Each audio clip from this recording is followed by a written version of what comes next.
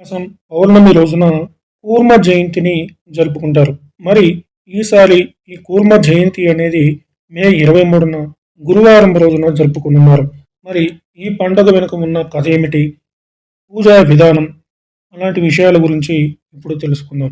మహావిష్ణువు సముద్ర మథనంలో దేవతలు మరియు రాక్షసులకు సహాయం చేయడానికి ఈ కూర్మ రూపాన్ని ధరిస్తాడు. అతన్ని కచప అవతారని కూడా అంటారు.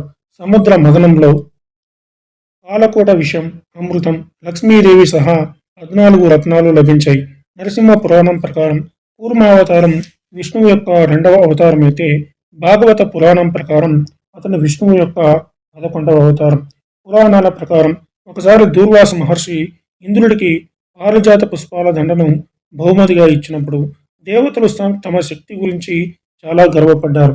ఇంద్రుడు అహంకారంతో ఏనుగు ఔరావతం తలపై ఆ మాల వేశాడు. ఇది చూసిన ఋషి ఇంద్రుడిపై కోపించి దేవతలను దైవరహితులుగా మార్చమని శపించి వారి ఆనందాన్ని, శ్రేయస్సును నాశనం చేశాడు. శాపం యొక్క శక్తి మరియు ప్రభావం కారణంగా లక్ష్మి సముద్రంలో అదృశ్యమైంది మరియు సుర అసుర ప్రపంచంలోని వైభవంతా నాశనమైంది. ఈ సంఘటనతో చింతించిన ఇంద్రుడు విష్ణువును ఆశ్రయించాడు. దేవతలు మరియు రాక్షసులతో కలిసి సముద్రాన్ని మదనం చేయమని విష్ణువు ఇంద్రుడిని కోరాడు. అప్పుడు విష్ణువు ఆజ్ఞ మేరకు రాక్షసులు, దేవతలు సముద్రాన్ని మదనం చేసేందుకు సిద్ధమయ్యారు.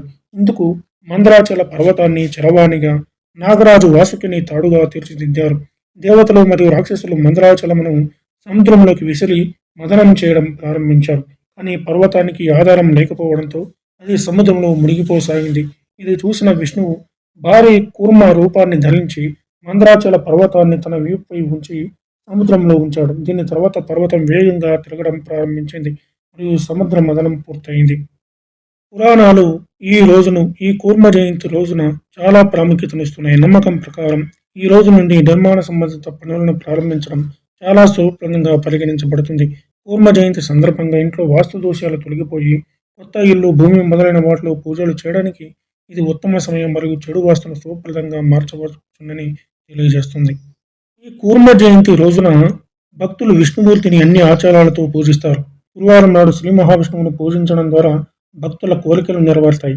శ్రీ మహావిష్ణువు అనుగ్రహం పొందడానికి ఈ రోజున కూర్మ జయంతి రోజున విష్ణుమూర్తికి అంకితం చేయబడింది కాబట్టి ఈ రోజున ఆచారాల ప్రకారం విష్ణువును పూజించాలి. విష్ణువును పూజించడంతో పాటు లక్ష్మీదేవిని పూజించే సాంప్రదాయం కూడా ఉంది. తులసి మహావిష్ణువుకు చాలా ప్రీతికరమైనగా నమ్ముతారు. ఈ రోజున తప్పకుండా తులసిని విష్ణుమూర్తికి సమర్పించడం ద్వారా, తులసిని నైవేద్యంగా సమర్పించడం ద్వారా విష్ణువును ప్రసన్నం చేసుకుంటాడు మరియు వారి కోరికలన్నీ నెరవేరుతాయి.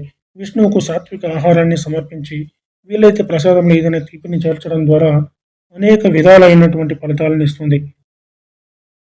గురువారం పసుపు వస్తువులను దానం చేయడం ద్వారా కూడా చాలా విష్ణువు యొక్క ఆరతి ఆచరించడం ద్వారా ఎవరైనా అతని ఆశీర్వాదం పొంది ఇంట్లో శాంతి మరియు ఆనందం వెల్లివిరుస్తుంది.